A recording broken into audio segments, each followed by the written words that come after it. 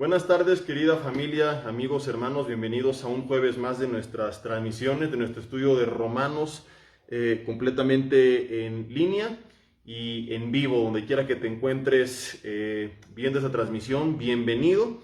Y antes que nada vamos a orar, vamos a poner ese tiempo en manos de Dios, donde quiera que estés, excepto si vienes manejando, acompáñame cerrando tus ojos y dile juntamente conmigo: Señor, te doy gracias en esta tarde porque estoy con bien, porque tú me das vida.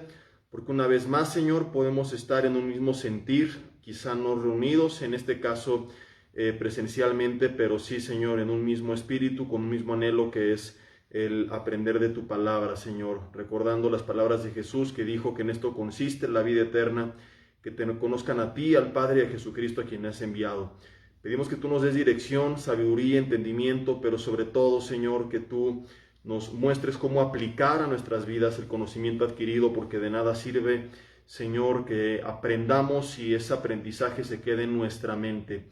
Guárdanos de ser como los fariseos o los religiosos de este siglo, Señor, envanecidos por su conocimiento, y que podamos siempre recordar que el conocimiento sin amor, 1 Corintios 8:1, envanece, Señor. Que contrario a eso podamos ser edificados con tu verdad, que seas tú guiándonos, Espíritu Santo de Dios, dándonos las herramientas, Señor, para poder aplicar lo que hoy aprendamos, y que seamos hoy como una tierra fértil donde tu semilla sea sembrada y produzca fruto. Pedimos que quites todo tipo de distracción en el Señor, mundo físico, en el ambiente espiritual, aún en nuestra mente, aún si hay algún malestar, algún pensamiento, Señor, alguna situación que puede estarnos quitando la concentración. Pedimos que todo sea anulado y que únicamente seas tú, Espíritu Santo de Dios, guiándonos a través de esta enseñanza. Te pedimos que así sea hecho en el nombre de Jesús. Amén. Y bueno, pues bienvenidos donde quiera que estén. Reanudamos después de no haber tenido la semana pasada nuestro jueves de Romanos. Saben que estamos haciendo algunos ajustes ahí en la programación de nuestros estudios presenciales, de nuestros estudios en línea, ahora que algunos de ellos están mezclados, y bueno, estamos buscando que en la medida de lo posible pues no choquen entre sí, ¿verdad?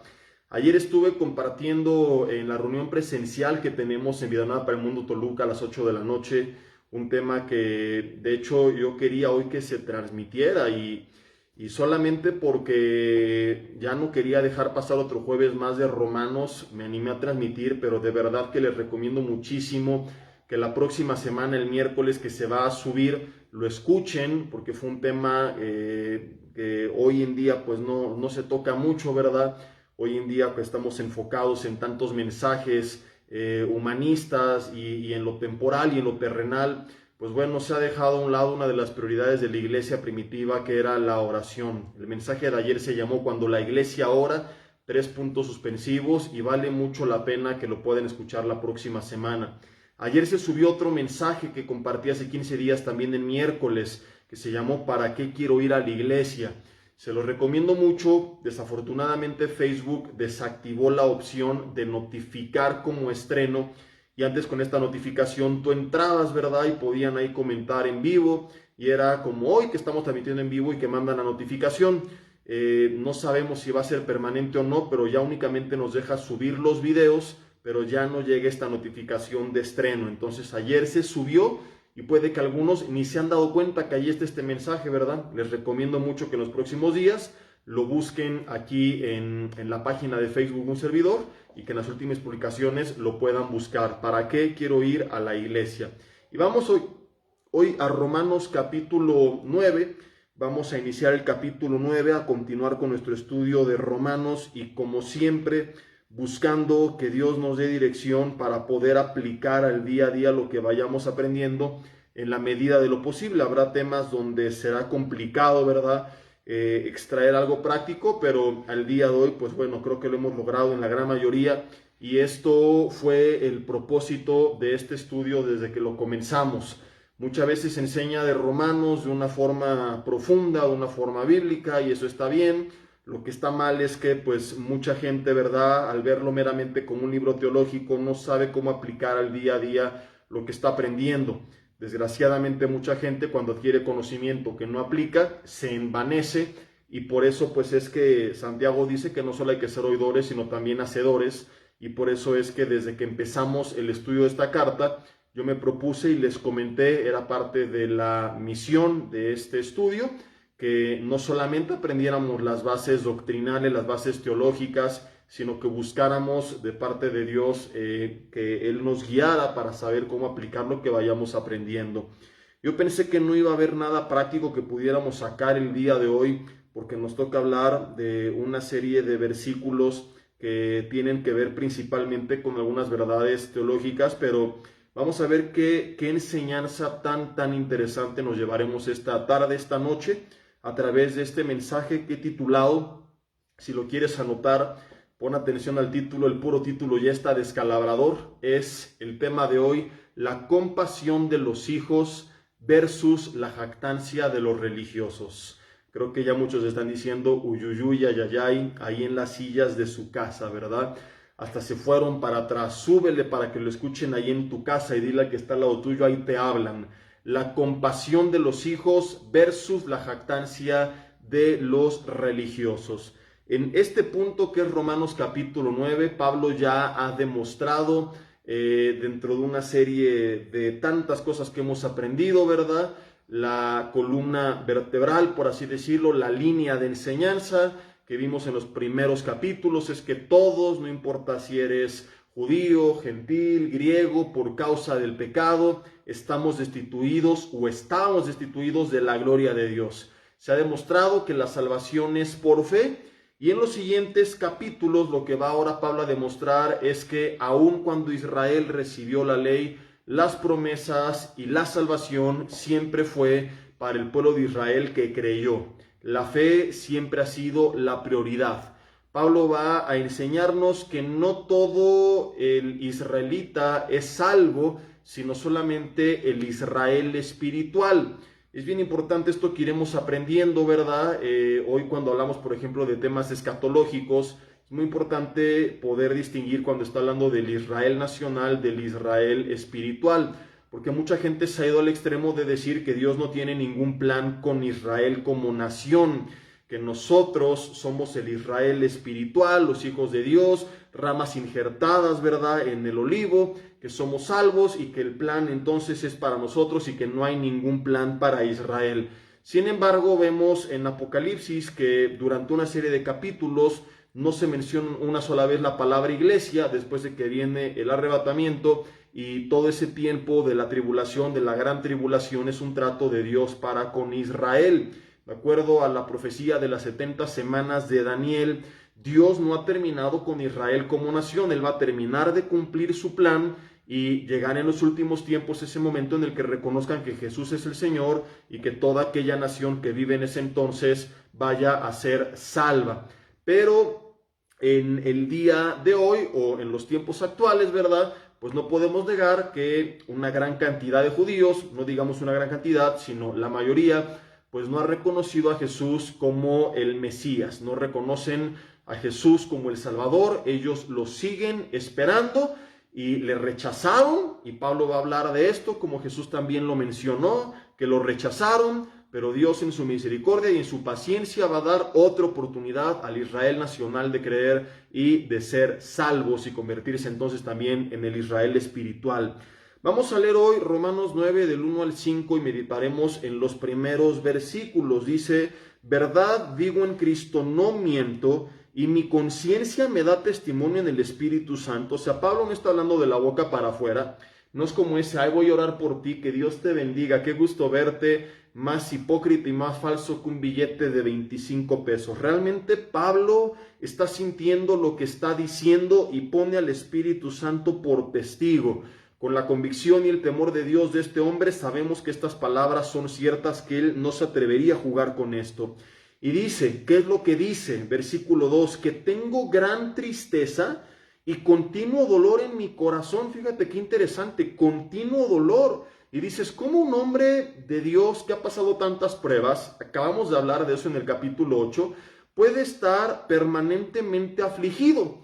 ¿Cuándo nosotros nos sentimos afligidos? Generalmente la gente se siente afligida cuando está enfrentando un problema personal. Tú tienes a un hijo perdido, una enfermedad, una crisis económica, y es cuando te sientes permanentemente afligido. Y qué increíble lo que hoy aprenderemos, y es que Pablo nunca tuvo una aflicción por los momentos en los que lo encarcelaron, que naufragó, que lo apedrearon, que lo rechazaron, que no le alcanzaba, sino que ese dolor que él tenía no era por situaciones personales, sino por los demás, como lo vamos a ver. Y comenzamos a ver aquí el corazón de Pablo, que no miraba lo suyo propio, un corazón que entendía que era mejor dar que recibir, y un corazón que no se afligía por los problemas personales, sino por los demás. Dice Pablo: tengo gran tristeza y continuo dolor en mi corazón. Ahorita regreso aquí, pero antes de continuar meditando, quiero que veamos qué provocaba ese dolor. Dice: porque desearía yo mismo ser anatema. Ve qué fuertes declaraciones. Separado de Cristo, por amor a mis hermanos, los que son mis parientes según la carne. Está hablando del Israel nacional, del pueblo de judíos que no había nacido de nuevo espiritualmente, pero que en la carne eran sus hermanos, eran su pueblo, porque él era judío. Dice que son israelitas, de los cuales son, y ya veremos la próxima semana, la adopción, la gloria, el pacto, la promulgación de la ley, el culto y las promesas. Gracias a Israel como nación, recibimos todo esto de parte de Dios, porque son cosas que vienen a través de ellos. Pablo dice que además de ellos, versículo 5, son los patriarcas, ¿verdad? O sea, Abraham no era de Guatemala, no era de Bolivia, no era de Calimaya, Estado de México, era de Israel. No podemos, queridos hermanos, menospreciar al pueblo de Israel. No podemos rechazarlos y decir, como no han creído, qué bueno que se vayan al infierno. No, sino que tenemos que seguir bendiciéndolos y orando por ellos, y orando por la paz de Jerusalén, y orando principalmente porque ellos se reencuentren con el Señor, porque a través de Israel como nación recibimos de Dios una serie de promesas y de bendiciones. Y podríamos aquí añadir también, ¿verdad? Bueno, viene la ley, pero podríamos extender y decir que no solamente la ley, sino todo el resto del Antiguo Testamento y de su linaje también, de una de las tribus, de la tribu de Judá, Jesús, nuestro Mesías, nuestro Salvador. Entonces, el pueblo de Israel como nación ha sido una gran bendición para nuestras vidas. Y Dios sigue bendiciendo a este pueblo. Tú lo puedes ver, cómo a pesar de todos sus enemigos y guerras y todo lo que han pasado, ellos siguen existiendo porque Dios ha decidido glorificarse a través del plan que ha cumplido y que ha de cumplir en ellos como nación. Entonces Pablo dice: de parte de ellos viene todo esto, y de los cuales, como te decía, según la carne vino Cristo, el cual es Dios por sobre todas las cosas. Y luego comienza a hablar de algunas cosas bien interesantes que estaremos viendo en los siguientes estudios, pero hoy quiero detenerme hasta aquí y meditar un poco en el corazón de Pablo, que estaba dolido, dice la Biblia, continuamente, y no por algo personal. Y es increíble, ¿verdad?, que muchas veces estemos chillando por cosas personales tan terrenales, tan banales, tan egoístas, tan temporales. Y habla quizá pues de cómo estamos caminando en la carne y cómo no estamos conectados con Dios y cómo no estamos caminando en el Espíritu. Porque cuando caminamos en el Espíritu, el fruto es amor, gozo, paz, paciencia, bondad, benignidad, fe, mansedumbre y dominio propio. De estas 9 características, el amor, la bondad, la benignidad, la mansedumbre, se tienen que ver reflejadas de una u otra forma para con los demás o hacia los demás. Cuando no estamos conectados con el Espíritu, empezamos a ser egoístas, y por eso cualquier cosita nos aflige. Y por eso hay tanta gente deprimida, y por eso de cualquier cosa nos quejamos, porque no hemos entendido que tenemos un llamado que nos trasciende, porque vivimos para nosotros mismos, porque no hemos comprendido que es mejor dar que recibir. Entonces no nos duele la situación de los demás, no nos pesa cómo están los demás, pero se nos para una mosca en el café y ya estamos chillando. ¿Cuándo fue la última vez que vino aflicción a tu vida por lo que viste que alguien estaba sufriendo? ¿Cuándo te dolió ver la caída de tu hermano? ¿Cuándo fue la última vez que caíste llorando por tu nación, clamando por tu familia, dolido por la situación de la iglesia, por la apatía espiritual que hay en el cuerpo de Cristo? ¿Cuándo fue la última vez que podemos levantarnos y decir como Pablo, Señor, continuamente hay dolor en mi corazón por la situación de los demás? Queridos hermanos, querida familia, queridos amigos, el dolor de Pablo era por la situación, no de sus finanzas, no de su salud, no de su familia, no de su iglesia, sino de su pueblo, de su nación. Ni siquiera estamos hablando de su familia espiritual, porque fíjate qué increíble es esto. Mucha gente podría ponerse en su papel y decir, al fin que ni han creído, ni son salvos, bola de incrédulos, paganos, es lo que se merecen. Y realmente sí estaban enfrentando las consecuencias de sus actos. Y vamos a ver que Pablo les habló duro, ya lo hemos leído de hecho, pero vamos a recordar algunas verdades que dijo. Sin embargo, eso no anula que él tuviera dolor en su corazón. Y este mismo dolor tiene que venir cuando amamos a Dios y cuando tenemos el fruto del Espíritu en nuestras vidas que nos lleva a amar a los demás como Jesús, que dice la Biblia que tenía compasión, que amó al mundo antes de que el mundo lo amara a Él. Y cuando entendemos que somos embajadores en nombre de Cristo y que Cristo habita por la fe en nuestros corazones, llega un punto en nuestras vidas en el que debería haber tal sensibilidad que nos comenzara a doler la situación que está viviendo el mundo que nos rodea. ¿Qué es lo que hacemos muchas veces? No, hombre, idólatras, paganos, pecadores, qué bueno que les pasó eso, es lo que se merecen, ahí está, ¿verdad? Por su pecado. Y sí, es un mundo que ha enfrentado las consecuencias de sus actos y no lo podemos omitir y no lo debemos callar. No estoy predicando esto, el evangelio de Winnie Pooh, todo el mundo con su tarrito de miel, amemos a todos como Barney y sus amigos. Tenemos que decir la verdad, pero con compasión. Tenemos que exhortar y gritar a los cuatro vientos lo que dice la palabra y seguir defendiendo la vida y seguir defendiendo la familia y seguir defendiendo la santidad a la par que amamos al mundo. Quizá para algunos sea un poco difícil porque nos solemos ir extremos, como hoy lo vamos a ver, pero es justamente lo que estamos aprendiendo de Pablo. Lo primero que hace, déjame explicarlo, es lamentarse, es dolerse por la condición del Israel nacional. Ahora, Pablo ya había hablado fuerte al pueblo de Israel y lo hace en otras cartas, pero para no desviarnos y leer tantos versículos, simple y sencillamente recordemos, por ejemplo, lo que dijo acerca de este mismo pueblo en Romanos 2, versículo 5, dice, pero por tu dureza y por tu corazón no arrepentido atesoras para ti mismo ira para el día de la ira y de la revelación del justo juicio de Dios. Les dice en el capítulo 2, versículo 17, tú que tienes por sobrenombre judío, o sea, les dice de apodo nada más, y te apoyas en la ley de Dios y conoces su voluntad, dice, eres guía de los ciegos, luz de los que están en tinieblas, instructor de los indoctos, confías en que eres maestro de los niños, que tienes la ley en forma de ciencia y de la verdad. Dice el 21, tú pues que enseñas a otro, ¿no te enseñas a ti mismo? Tú que predicas que no se adultar, hurtas. Tú que dices que no se ha adulterado, adulteras. Tú que abominas de los ídolos, cometes sacrilegio. Tú que te jactas de la ley, con infracción de la ley deshonras a Dios. Porque como está escrito, el nombre de Dios es blasfemado entre los gentiles por causa de vosotros. O sea, en estas palabras, en estas declaraciones, Pablo le habla fuerte al pueblo de Israel. Le dice, el nombre de Dios es blasfemado por culpa de ustedes. Les está diciendo judíos hipócritas que predican una cosa distinta a la que viven y por eso la gente no viene al Señor. Pero a ese mismo pueblo, de repente, sorpresivamente, le da un vuelco a la historia de lo que veníamos leyendo y en el capítulo 9, al mismo pueblo que ya se surtió, que les habló durísimo, dice Pablo a Dios, Dios, estoy dolido en mi corazón por ellos, continuamente. Dios, quisiera ser anatema. Es decir, Pablo dice, ¿cambiaría mi salvación? Qué fuertes palabras.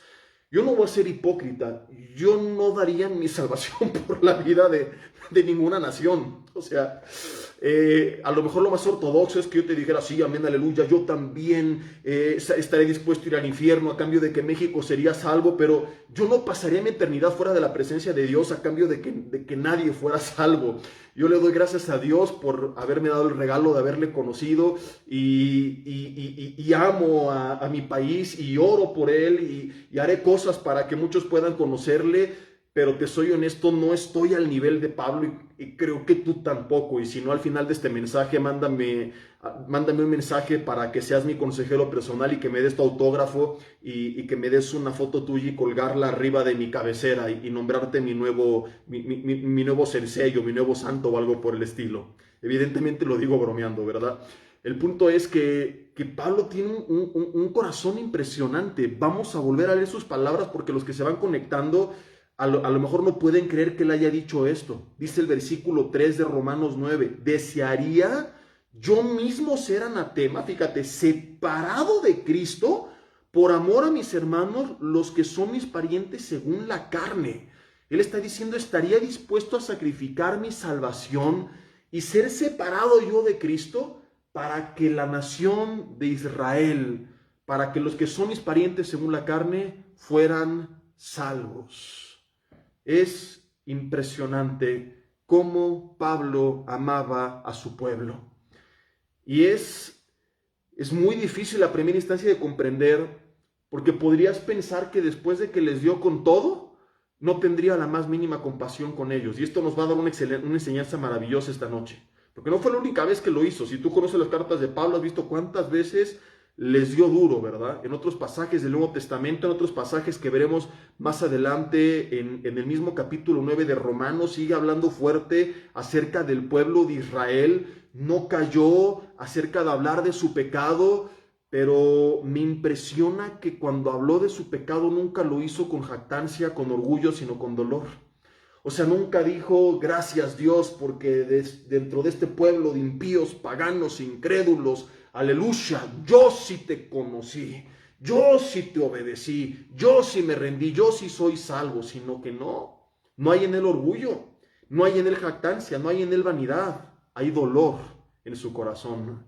No volteaba a ver al pueblo y decía lo que se merecen, qué bueno, ¿verdad? Sino que él decía, pues sí están enfrentando las consecuencias de sus actos, pero no me gozo de esto. Me duele ver su situación, me pesa y cambiaré mi salvación porque todos ustedes fueran salvos. Y esto me lleva a preguntar en esta tarde, en esta noche, ¿qué sentimos nosotros? ¿Cómo reaccionamos nosotros cuando hermanos nuestros caen? ¿Cuál es el sentir de nuestro corazón cuando se apartan de Dios? Cuando hay incredulidad, cuando hay apostasía. Olvídate de hablar de nuestros hermanos, qué sentimos por el mundo que nos rodea. Es bien fuerte porque es el ejemplo más cercano que podemos poner, porque Pablo no está hablando de hermanos suyos que cayeron, está hablando de una nación que todavía no creía. Y muchas veces somos tan severos en juzgar al mundo que nos rodea, que se nos olvida que aún así Jesús los amó. Y que de tal manera amó Dios al mundo, que dio a su Hijo unigénito, y que le amamos antes de que Él nos amara, y que el amor de Dios para todo el mundo se sigue siendo manifestado, y que si no ha acabado con ese mundo lleno de maldad, es porque sigue siendo paciente para con ellos, y que asombrosamente muchos de ellos que hoy están haciendo un desastre en este mundo, se van a arrepentir, y el Señor los va a perdonar. Y pregunto yo si el Señor les extiende su perdón y su paciencia y su misericordia y tiene para con ellos compasión a pesar de toda la bola de barbaridades que hacen.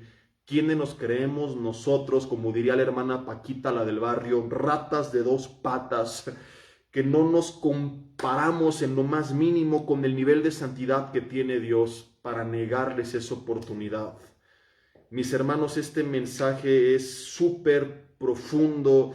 No en lo que yo estoy diciendo, sino en la esencia de lo que la Biblia nos está enseñando, porque está manejando una delgada, muy delgada línea en la que tenemos que caminar, que si no tenemos cuidado podemos acabar en dos extremos totalmente antibíblicos y que probablemente por ignorancia alguna vez lo hayamos hecho.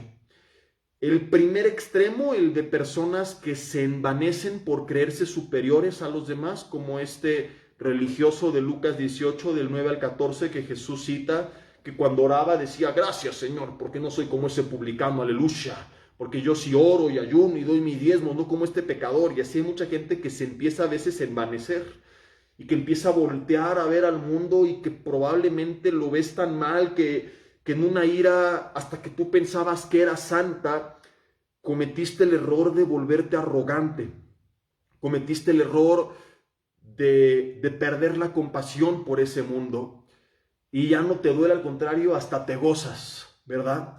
Cuando vino el terremoto en México hace algunos años, del 19 de septiembre, yo veía publicaciones tan tristes de mucha gente que se jactaba de tener conocimiento de la Biblia y que hoy una vez más confirmo, todavía no sabía nada. Espero que ya hayan aprendido algo.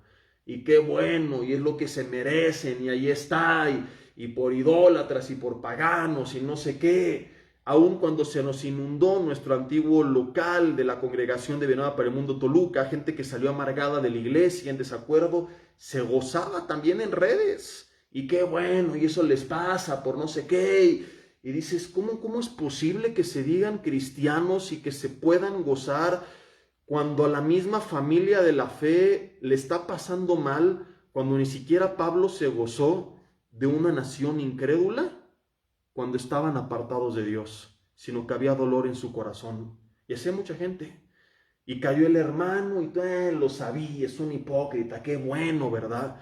Entonces, por una parte nos gozamos de la justicia de Dios, y cuando alguien que ya habías exhortado y que ya habías llamado al arrepentimiento no se quiso arrepentir y salió a la luz, hay un gozo no de su caída, sino de que el Señor haya obrado su justicia, ¿verdad?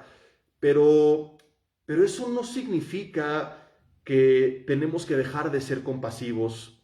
Y por eso digo que es una muy delgada línea, porque por otra parte podemos confundirnos e irnos a la parte del libertinaje, decir, no hay que decir nada, nada más hay que amar y no hay que juzgar, y no hay que decir nada y solamente hay que darles amor, ¿verdad? Y creo que estamos aprendiendo en estas líneas el equilibrio perfecto, porque por una parte Pablo no calla la verdad y dice, por culpa de ustedes el hombre de Dios es blasfemado, son hipócritas, tan apartados, por su duro corazón les espera ira para el día de la ira. Pero por otra parte él tenía dolor en su corazón y tenía compasión.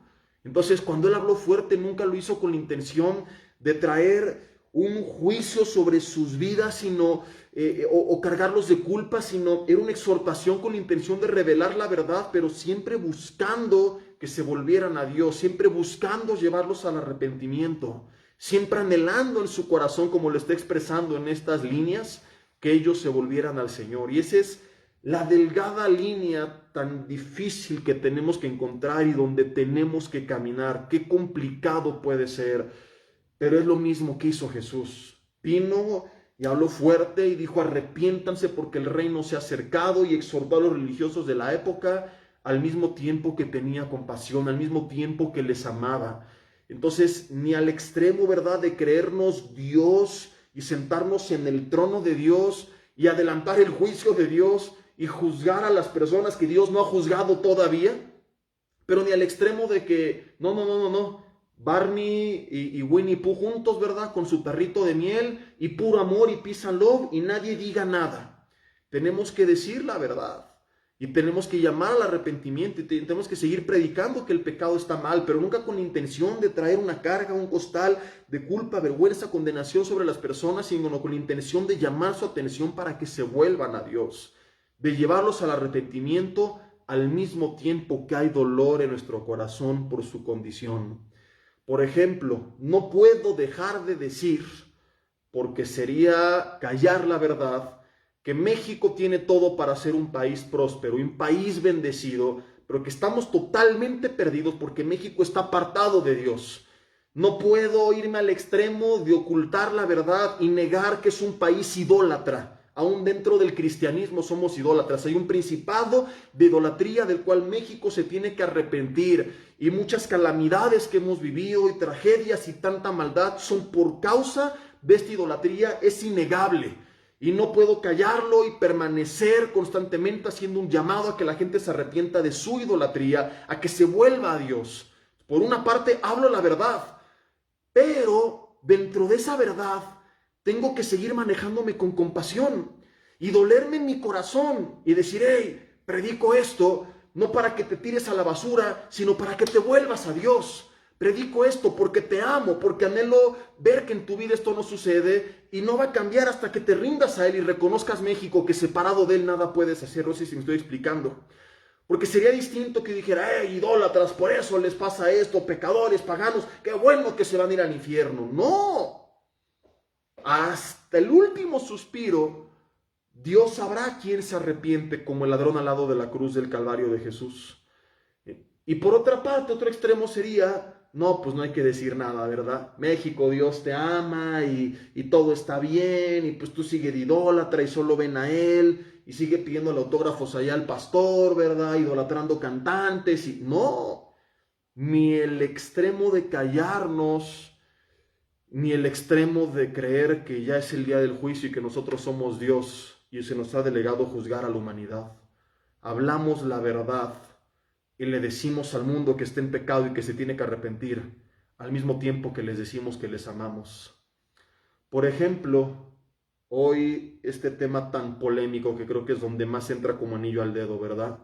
Acerca de la posición de la iglesia con respecto al aborto, a la ideología de género, a los matrimonios del mismo sexo, a que adopten hijos, cosas por el estilo. Algún día compartí un mensaje, de hecho, en esta serie de Romanos por ahí lo debes de encontrar. Y algún día lo compartiré en domingo porque creo que lo tiene que escuchar toda la iglesia. Y no a meterme hoy de lleno en esto porque es solamente un ejemplo, no es el mensaje. Un extremo sería callarnos y decir, ay no, vengan así porque así Dios los ama y así quédense. Y otro extremo pues sería satanizarlos y rechazarlos. ¿Y qué es lo que tenemos que hacer? Decirles que no es correcto esa posición, pero que les amamos y que Dios les ama. Y que si ellos buscan su ayuda para cualquier cosa que hayan pasado de la cual tenga que ser restaurados, Él está ahí dispuesto a traer su perdón y así como ellos a nosotros también. Porque aquel día te dije, no somos homofóbicos, somos pecadofóbicos. No es que estemos en contra de ellos, sino en contra de cualquier cosa que no vaya de acuerdo a la voluntad de Dios. No solamente rechazamos las prácticas que ellos llevan a cabo, también rechazamos prácticas que nosotros llevamos a cabo, también aborrecemos nuestro pecado personal y también estamos en un constante trato de, algún día vimos en este proceso de santificación acerca de nuestras luchas personales. Entonces, no es un tema personal con ellos, es un tema personal con todo aquello que no vaya de acuerdo a la voluntad de Dios. Fue parte de lo que vimos en aquella ocasión y que es solamente, repito, un ejemplo de cómo aplicar este mensaje. Ni me pongo orgulloso, soberbio y qué bueno y que les pasó y que no sé qué, ¿verdad? Y mandar a todos al infierno, pero pues tampoco puedo callar la verdad de que es pecado y decir, no, pues quién sabe, amor es amor, ¿verdad? Hay iglesias cristianas que tienen esta postura tan mediocre, tan tibia, tan carnal, tan humanista, tan antibíblica, y si estás en una de ellas, sal corriendo pero por piernas, porque no aman a la gente, la aborrecen. Si la amaran, buscarían no agradarles durante 10 minutos, sino salvarles por la eternidad. Es un odio disfrazado de un amor aparente. Volviendo al tema principal, ¿qué es lo que tenemos que hacer? Hablar la verdad, a la par que hay dolor en nuestro corazón por su situación. Hey, Dios no está de acuerdo con esto. Pero no te lo digo con jactancia, con arrogancia, ni sintiéndome superior, te lo digo con dolor, porque no sabes cuánto anhelaría que tú vinieras al Señor. Hey, México, te llamo al arrepentimiento y te exhorto acerca del pecado, pero no con el orgullo que ha caracterizado muchos años a muchos cristianos que no han entendido esto, ¿verdad? Y aquí estoy yo bien y todos ustedes bola de idólatras, paganos, pecadores, sino, hey, te llamo al arrepentimiento, pero hay dolor en mi corazón porque anhelo ver esta nación venir al Señor. Esta era, mis hermanos, la posición de Pablo. Y no podemos dejar de recordar que antes que cualquier cosa, y no lo digo acerca de los demás, sino de nosotros, pongan atención, primer libro de Samuel capítulo 16, versículo 7, lo primero que Dios mire en nosotros es el corazón. Y de nada sirve que nuestras obras visibles sean magníficas si nuestro corazón es egoísta, si a nuestro corazón no le importan los demás, si solamente nos importamos nosotros mismos y nos hemos vuelto como aquel religioso de la parábola del religioso y el publicano, que ve a los demás con orgullo, con arrogancia, con jactancia y que se siente superior. Recordemos, querida familia, que Jesús dijo que somos la luz del mundo. La idea es iluminar la oscuridad, no jactarnos de que no estamos en ella. La idea es traer luz a las tinieblas, no decir, eso te pasa por estar en tus tinieblas, y qué bueno que estás en tus tinieblas, y morirás en las tinieblas, y pasar la eternidad en las tinieblas. Sino decir, porque el otro extremo sería, quédate en tus tinieblas. No, hey, estás en tinieblas, no está bien, ahí no se ve, te vas a tropezar, te vas a caer, pero déjame ayudarte con esta luz que no es mía, que es de Cristo. No podemos dejar de recordar que somos la sal de la tierra, y una de las propiedades de la sal es que hace que las cosas no se echen a perder. Nuestra chamba no es echarlos a perder, es decirles que están echados a perder, pero que pueden, en este caso paradójicamente, revertir su fecha de caducidad. No, porque volvemos a lo mismo. O sea, Pablo no cayó la verdad. Entonces no voy a decir, ay no, no estás echado a perder, Dios ama a todos, todos serán salvos. Ni tampoco puedo decir, qué bueno que estás echado a perder y que vas a estar descompuesto y que te vas a pudrir por la eternidad. Sino, hey brother, estás echado a perder, pero aquí tengo sal que te puede restaurar. El Señor puede hacer todas las cosas nuevas. Tenemos que ser esa luz, tenemos que ser esa sal, tenemos que recordar que Jesús dijo que el maligno viene a matar, robar y destruir, pero aquí vino Él, mis hermanos, a dar vida, vida en abundancia. Si el enemigo vino a destruir, nosotros tenemos que construir. Si Él viene a matar, nosotros tenemos que dar vida. Si Él viene a robar, nosotros tenemos que bendecir. Nuestra chamba es ser instrumentos de restauración. Nuestra chamba es que la gente conozca al Señor. Y muchas veces, pensando que tenemos un celo santo, no nos damos cuenta que estamos actuando incorrectamente.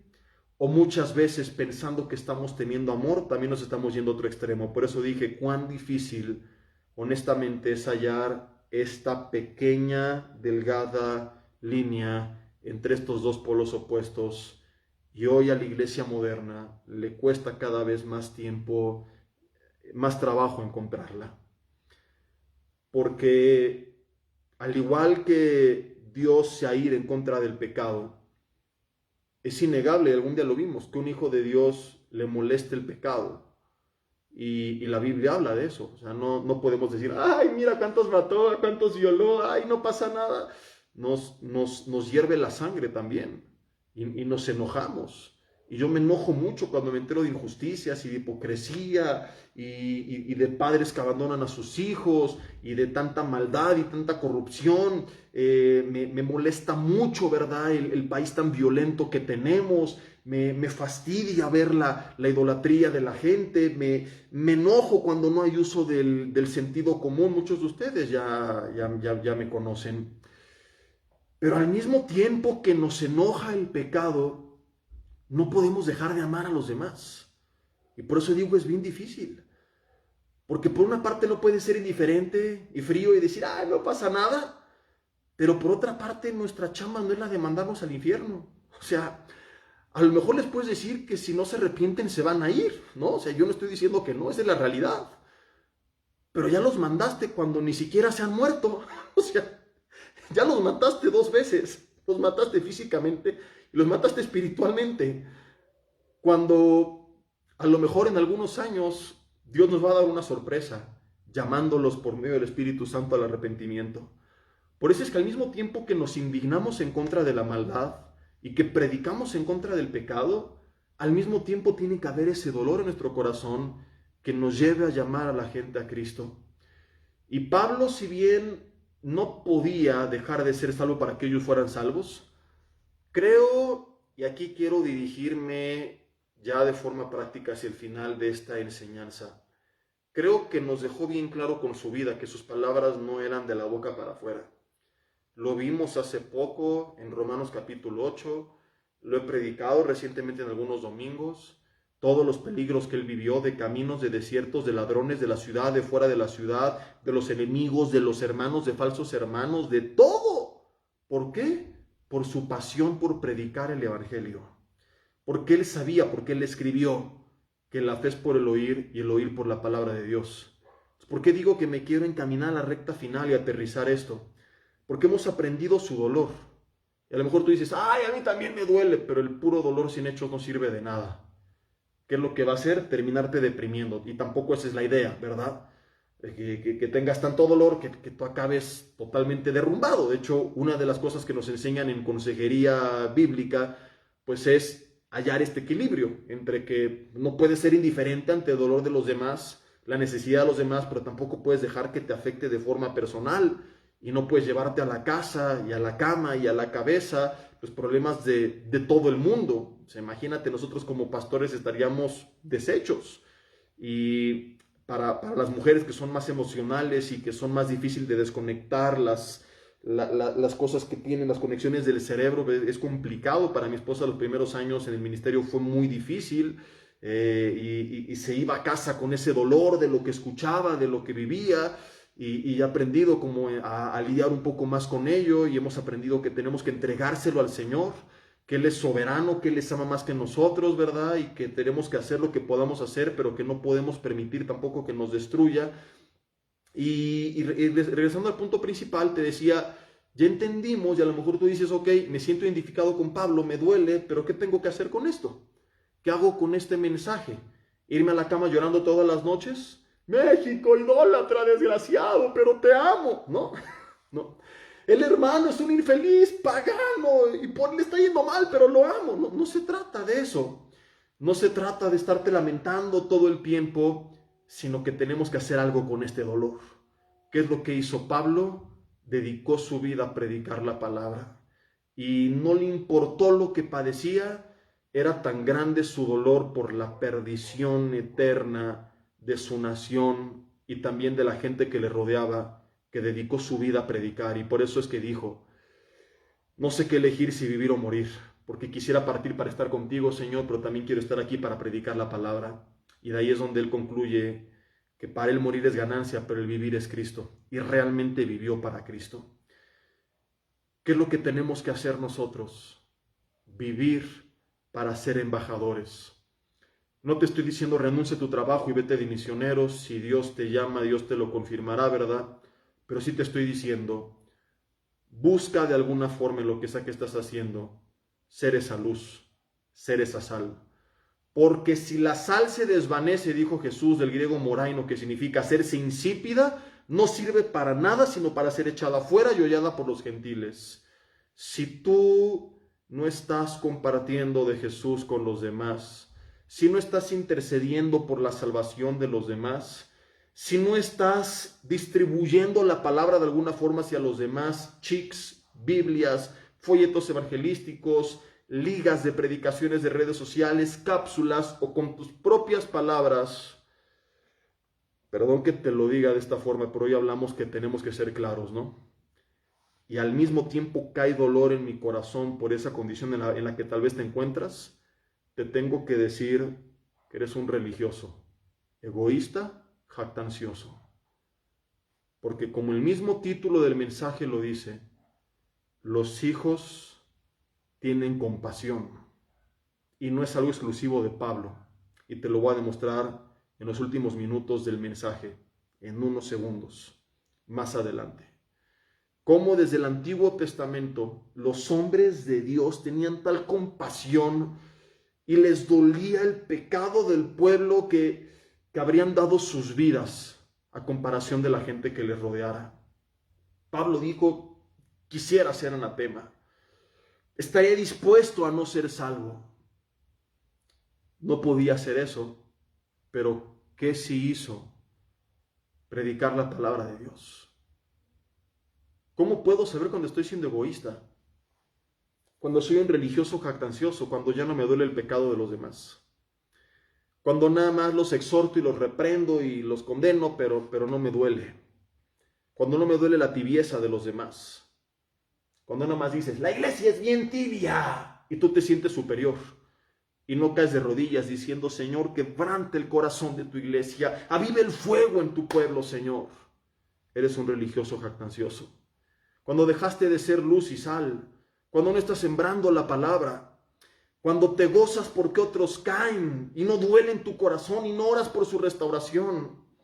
Mis hermanos, un hijo de Dios con un corazón sano, al mismo tiempo que va a hablar muy fuerte muchas veces como Pablo lo hizo, se va a doler en su corazón por el pecado del pueblo, por el hermano caído. Y les va a exhortar, sí, pero al mismo tiempo que les va a amar y buscar su restauración. Quien no los exhorta también es egoísta, tenemos que decirlo. Quien nada más predica, ay, aquí te amamos, las iglesias que tienen ahí a Barney en la entrada con su botarga, ¿verdad? También son egoístas, porque no le interesa su restauración, sino tener multitudes que le sigan. Y quien les exhorta pero no busca su restauración, pues tampoco le interesa que la gente sea levantada y también es egoísta, porque hay gente que también ha buscado hacerse famosa bajo la bandera de una supuesta sana doctrina que no tienen, que han usurpado. Ah, porque yo sí hablo de pecado y de arrepentimiento, pero hablas de eso para condenar a la gente y nunca les hablas de Cristo, de la esperanza, del perdón, de la restauración, de la vida eterna, nunca una palabra de paz, de ánimo que también se requieren. Por eso tantas veces he dicho, y no es el tema de hoy, sana doctrina no es hablar de un tema u otro, es predicar toda la palabra de Dios, tanto lo que nos gusta como lo que no nos gusta. Pregunto, ¿qué has estado dispuesto a hacer por amor a tu país? ¿Qué has estado dispuesto a hacer por amor a tu iglesia? Muchos de ustedes que se fueron de su iglesia por el pecado de su iglesia sin antes haber orado por ella. Eres un religioso. ¡Auch! Ya no te voy a seguir, Jesse. No me interesa que me sigas. No me río con sarcasmo, ni con burla, ni nada por el estilo. Pero no sé si pareció. Pero es real. Yo siempre te lo he dicho. Voy a decir la verdad, nos guste o no nos guste. Y créeme que muchas de estas verdades, al primero que le caen en la cabeza las piedrotas es a mí. Y yo tengo que reconocer que con este mensaje Dios ha hablado también a mí en mi vida. Y que yo a veces, como te decía hace rato, en este celo santo, en esta ira santa en contra del pecado, probablemente he sido severo al hablar de mi nación y de nuestra comunidad. Y tengo después de esto que recordar que al mismo tiempo que tengo que hablar la verdad, también tenemos que vivir con este amor y con esta compasión.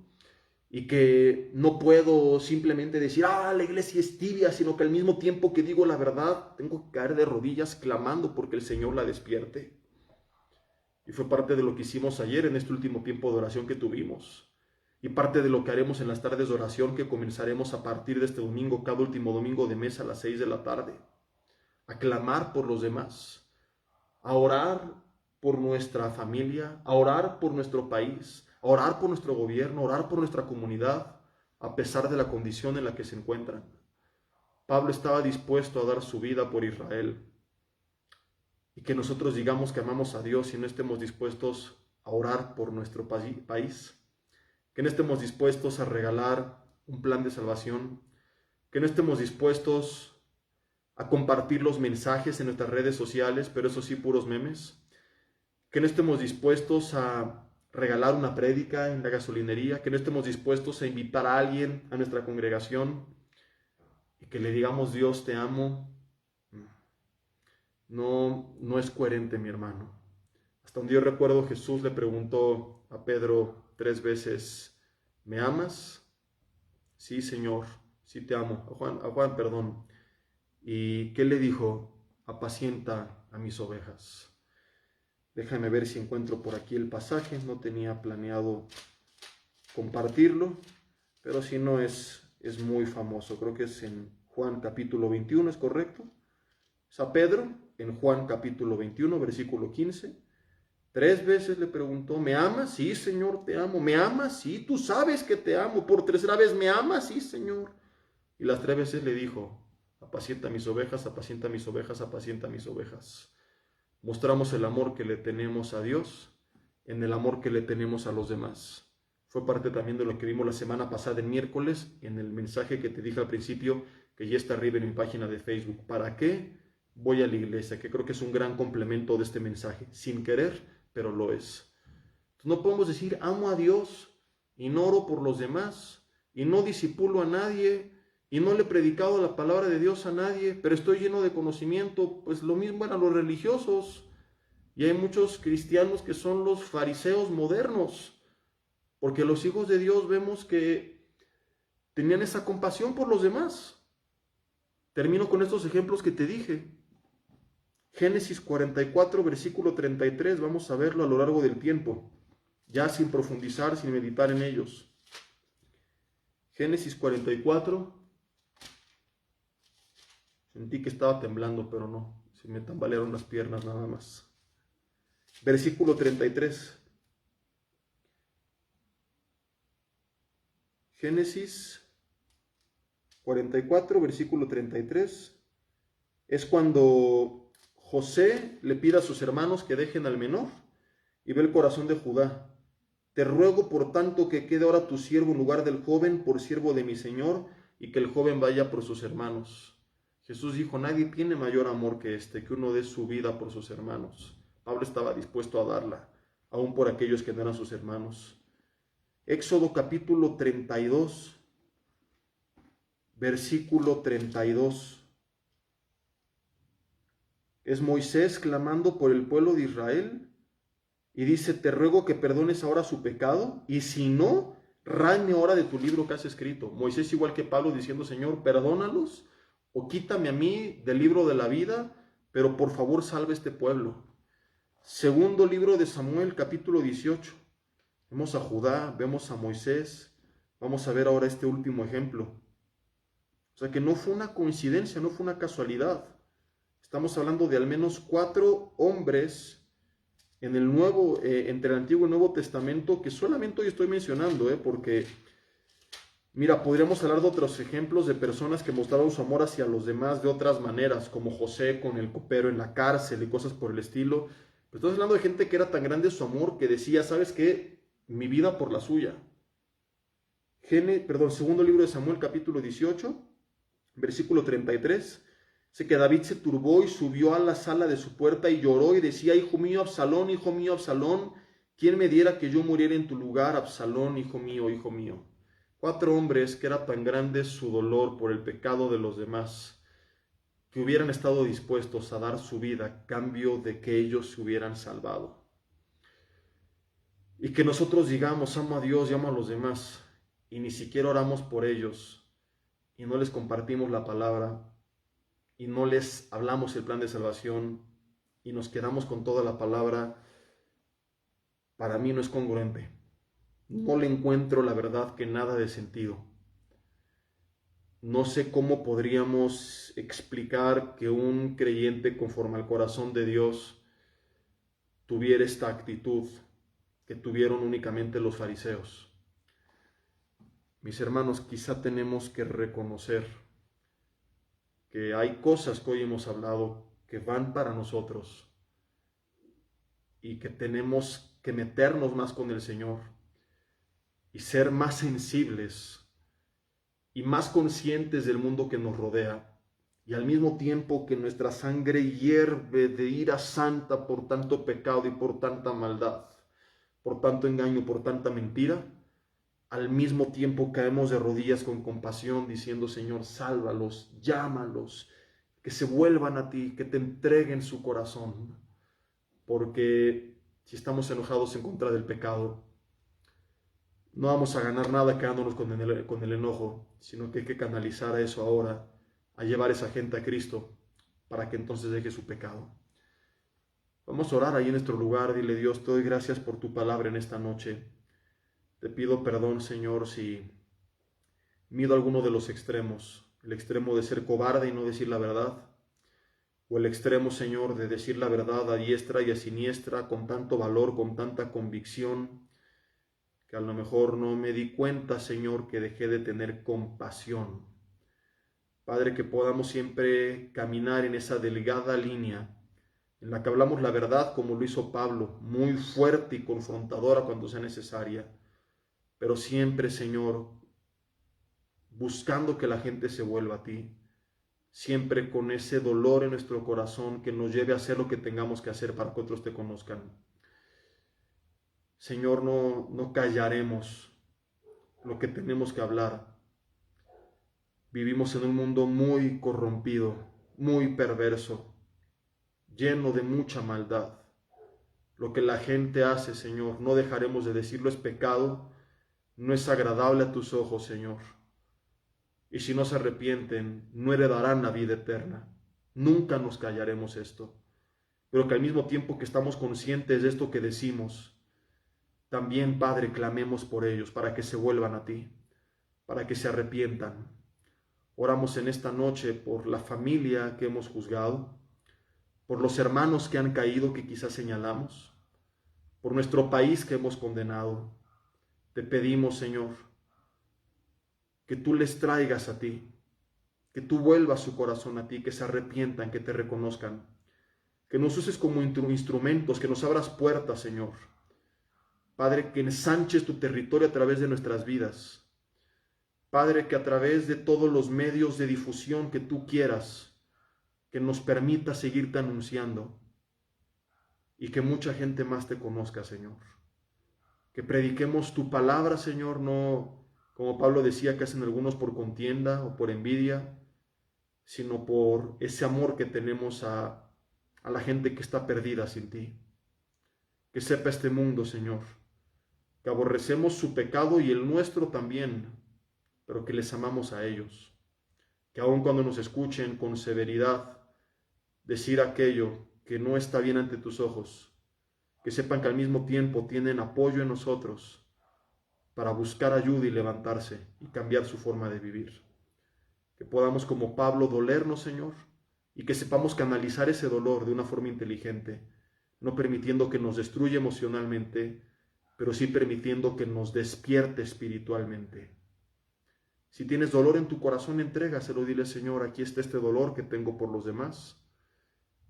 Padre, renuncio a que me siga destruyendo en el alma, pero también renuncio a seguir con esta apatía e indiferencia, y que este dolor, Señor, despierte en mi espíritu un anhelo por hablar más de ti, por orar por los demás, por ser luz, por ser sal, por ser un instrumento de restauración. Y te pido que así sea hecho, Señor, y que el mismo dolor que tú sabes que tengo en mi corazón de ver tanta apatía en la iglesia moderna, no me permita como pastor, Señor,